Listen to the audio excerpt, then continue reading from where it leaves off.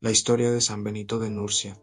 San Benito de Nursia es considerado una de las figuras más influyentes en la historia del cristianismo y el monacato. Su vida marcada por la búsqueda de Dios, la renuncia al mundo y la creación de una regla de vida, que aún hoy inspira a millones de personas. Es un relato que nos transporta al corazón de la espiritualidad del siglo VI, en una época de crisis, transformaciones y búsqueda de sentido. Los inicios en Nursia. Benito nació alrededor del año 480 en Nursia, una pequeña ciudad ubicada en la región de Umbría, en Italia central. Su familia pertenecía a la nobleza romana, por lo que desde pequeño tuvo acceso a una educación esmerada, con influencias tanto culturales como religiosas. Sin embargo, desde muy joven, Benito comenzó a sentir que lo que el mundo ofrecía, la gloria, el poder, los estudios y las riquezas, no era suficiente para calmar el anhelo profundo que ardía en su corazón al buscar a Dios con toda su vida. De acuerdo con la tradición, fue enviado a Roma para completar sus estudios, pero la capital del imperio, que en ese tiempo ya mostraba signos de decadencia moral y social, le resultó un lugar lleno de tentaciones y corrupciones. Benito, sensible a los valores espirituales, pronto se dio cuenta de que no quería seguir ese camino. El corazón de un joven de apenas 20 años se sentía llamado a algo más alto. Fue entonces cuando decidió abandonar todo y retirarse, primero a las montañas y después a una vida de soledad. Huyendo del mundo, Benito llegó a un lugar llamado Subiaco, rodeado de montañas y naturaleza agreste. Allí encontró una cueva en la que decidió instalarse, viviendo como ermitaño durante 3 años. En este periodo, un monje llamado Romano le ayudaba llevándole alimentos, bajando el pan en una cuerda con una campanilla para avisarle. Esa campanilla, dicen algunos relatos, era como la voz de Dios recordándole que nunca estaría solo. El tiempo en Subiaco fue de intensa lucha espiritual. Benito enfrentó tentaciones de soledad, hambre, pensamientos oscuros y ataques del demonio, que trataba de hacerlo desistir de su entrega a Dios.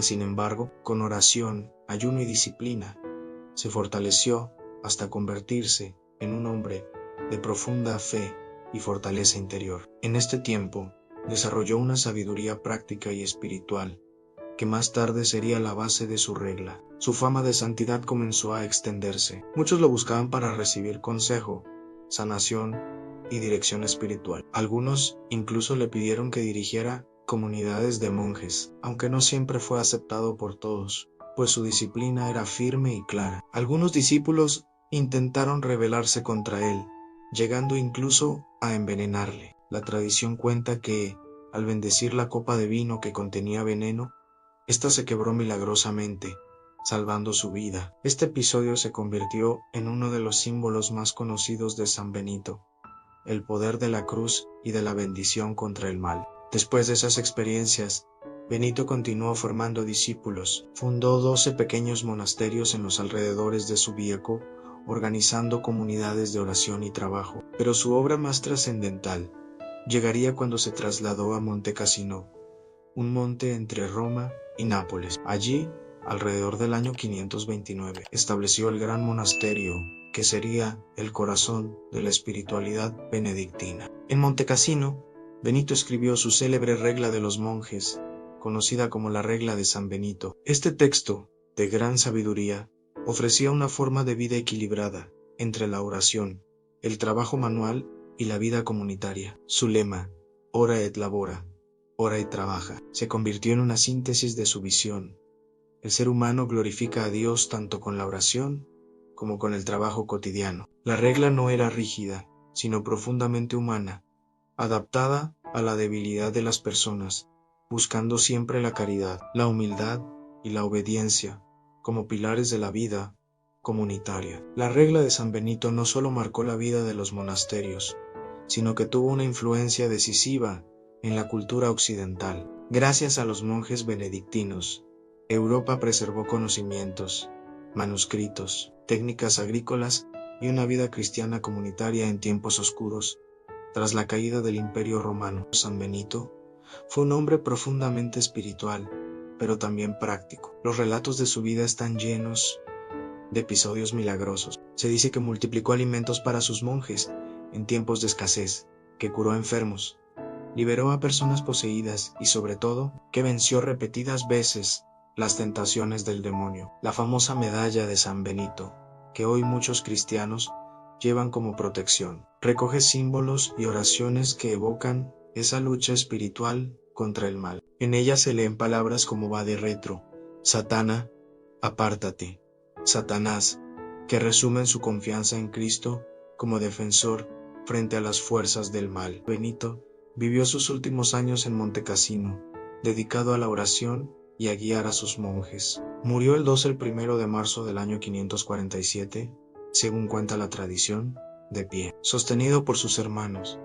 tras haber recibido la Eucaristía y haber levantado sus manos al cielo, una muerte que reflejaba la vida que había llevado año entregada a Dios, en oración y en comunidad. Su hermana gemela Santau, Escolástica, también alcanzó gran santidad, fundando comunidades femeninas bajo la misma espiritualidad. La tradición cuenta que ambos se reunían una vez al año para hablar de las cosas de Dios y que el amor fraternal los unía profundamente. La figura de San Benito se convirtió en un faro de esperanza y disciplina espiritual en una Europa convulsa. Fue proclamado patrono de Europa por el Papa Pablo VI en 1964, recordando que la espiritualidad benedictina fue esencial en la construcción de la cultura europea. Su regla sigue viva en miles de monasterios alrededor del mundo, y su medalla es hoy un signo de protección contra el mal, la envidia, la magia y las malas energías. Más que un fundador de monasterios,